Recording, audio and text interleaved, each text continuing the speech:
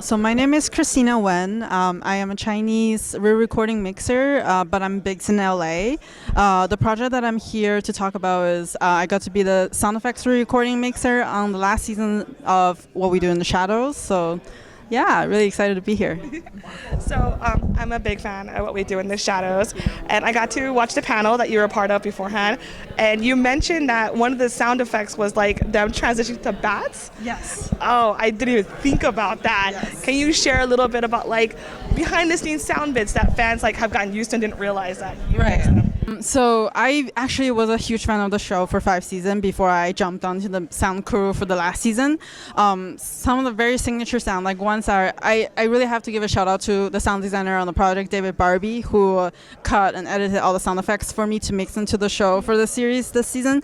So a lot of those signature sound, like transforming to bat, like the whooshes, like if you know the little creatures that the bear and the sire have with Guillermo's DNA, a lot of those are like little frogs and little insects. Yes, little insects and frog sounds that we put in. And then like I kind of just make them really tiny in the mix to make you feel like they're coming out of this little body. So a lot of the times, being a sound designer, like my sound designer on the project, David Barbie, like he has massive sound libraries and he has a lot of sources, and I think and because he's been on the show for 5 seasons, so a lot of those signature sound he maintained all those years for me to mix, especially in the last season.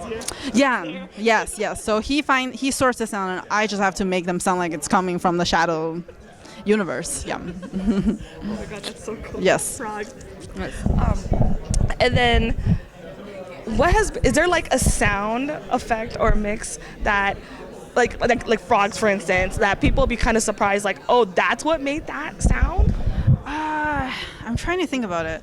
I will name one thing that I think will be really interesting to talk about in the last season. I think it was episode, I forgot exactly what episode, but it was an episode on March Madness, with the demon that are coming back during March.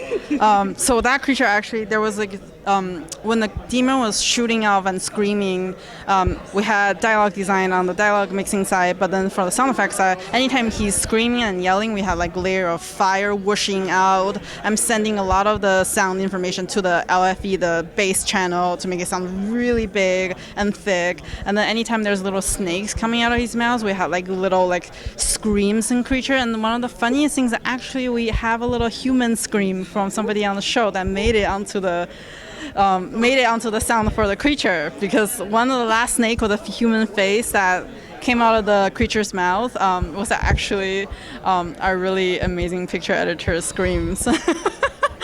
And she screamed so wild that we ended up keeping it. Were you like, okay, who could scream? Yeah. A lot of the time, like that happens, and sometimes like our own voices, if we're lucky enough on the project, sometimes we get to make a little bit of us into the show, if we can sample ourselves. But yeah. And then for yourself, do you have your own collection of sound? Like when you go to Royal, but like how do you like maintain your passion?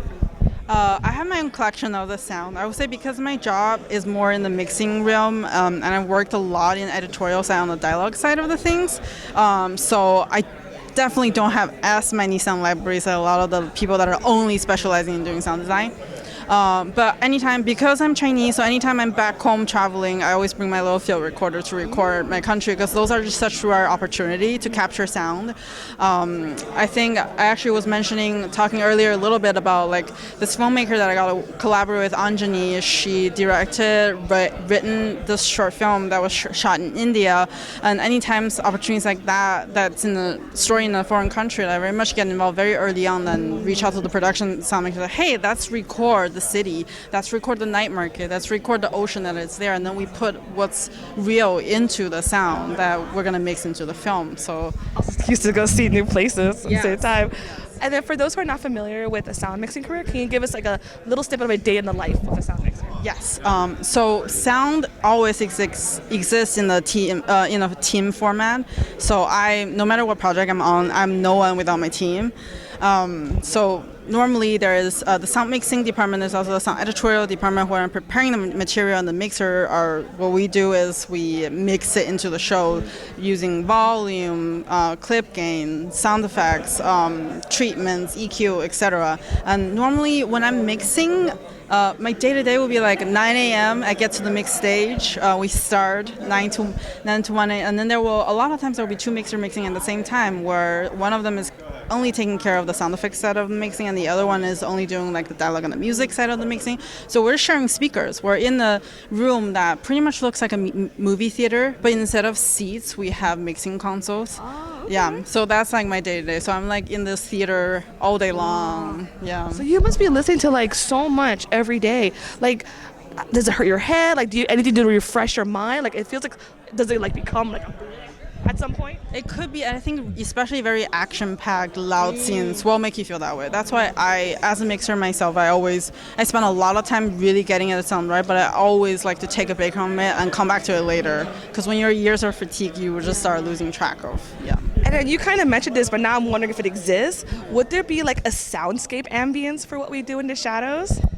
There definitely is. I mean, all the background that you hear, there's room tone that we put into the show. When we're outside, there's crickets, there's traffic, and then the fireplace, the clock. I'm constantly changing the volume up and down, determining what the dialogue is sitting to make sure you're hearing it just the right amount.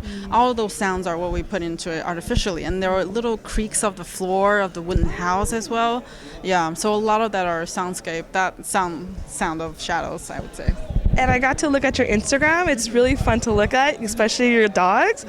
So has your dog ever come into your sound mixing? Yes, I actually bring him a lot because he's really good at being on stage. He just kind of sleeps all day. So he's with me actually on Shadows. We've been together. I brought him. I mixed this Apple TV series called Presume Innocent. He's been on that mix with me as well.